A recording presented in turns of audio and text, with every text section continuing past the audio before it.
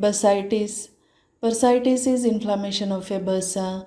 Bursitis is a painful condition that affects the joints. Bursae are fluid-filled sacs that act as a cushion between bones, tendons, joints, and muscles. The lubrication they add helps reduce friction during movement of the joint. Bursitis occurs when bursae become inflamed. Bursitis can affect any joint, but it's most common in the shoulders, hips, elbows, or knees. When bursitis affects the knee, it is sometimes called clergyman's knee or housemaid's knee, and when it affects the elbow, it is tennis elbow. A bursa sac is made up of a delicate outer membrane called a synovial membrane. Synovial fluid is produced by the synovial membrane. This viscous lubricating fluid is contained in the bursa sac.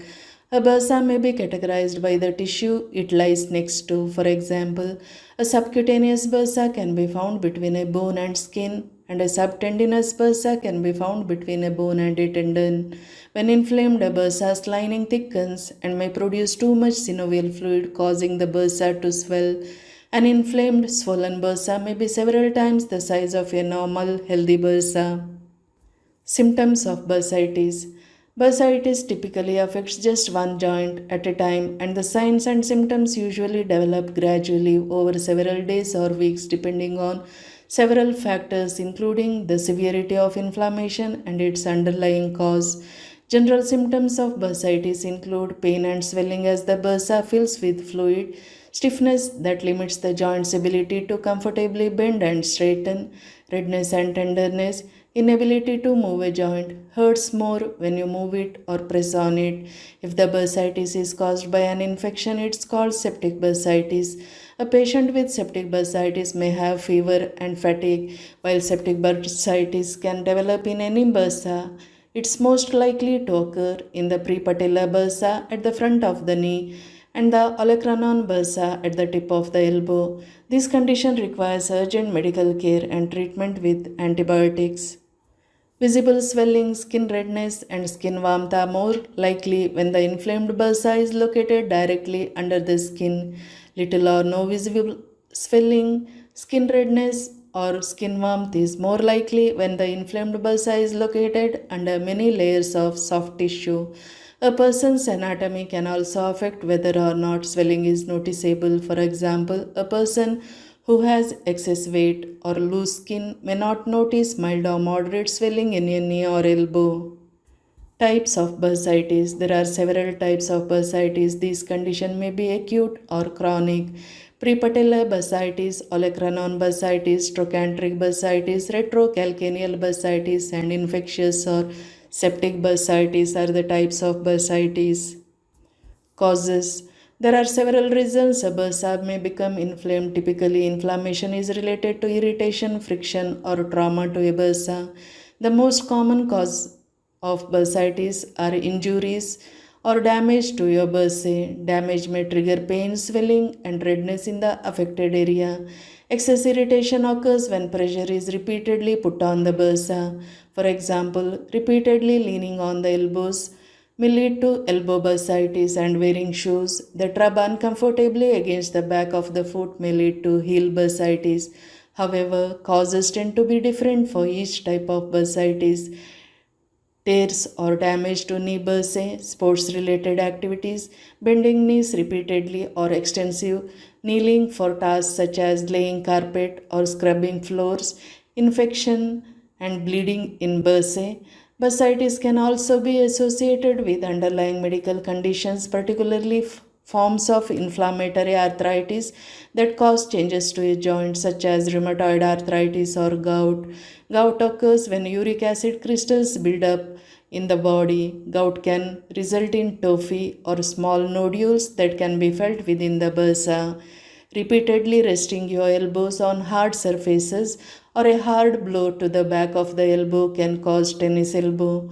Many things can trigger bouts of inflammation and pain in your hips. These include lying on your hips for long periods of time. Injury, running, jumping, or other repetitive activities can inflame the bursae in your heels. Infectious bursitis occurs when the bursa becomes inflamed due to an infection from bacteria. This usually happens when bacteria are directly introduced into the bursa through a wound in surrounding skin. Risk factors: aging, having a chronic medical problem, being overweight, participating in repetitive sports or activities, getting an infection, and injuries to the bursae. Diagnosis: when a patient reports symptoms of bursitis, a doctor will perform a physical exam. Depending on the circumstances, a doctor may order medical imaging such as an X-ray, MRI, or diagnostic ultrasound. The doctor may also recommend a procedure called bursal aspiration. This procedure involves removing fluid from the bursa using a needle and syringe, and it may be performed for diagnostic purposes, treatment, or both. Blood tests and samples from the affected bursae can also be used for diagnosis. Home treatments for bursitis. Bursitis generally gets better on its own. Treatment will depend on the severity of the symptoms.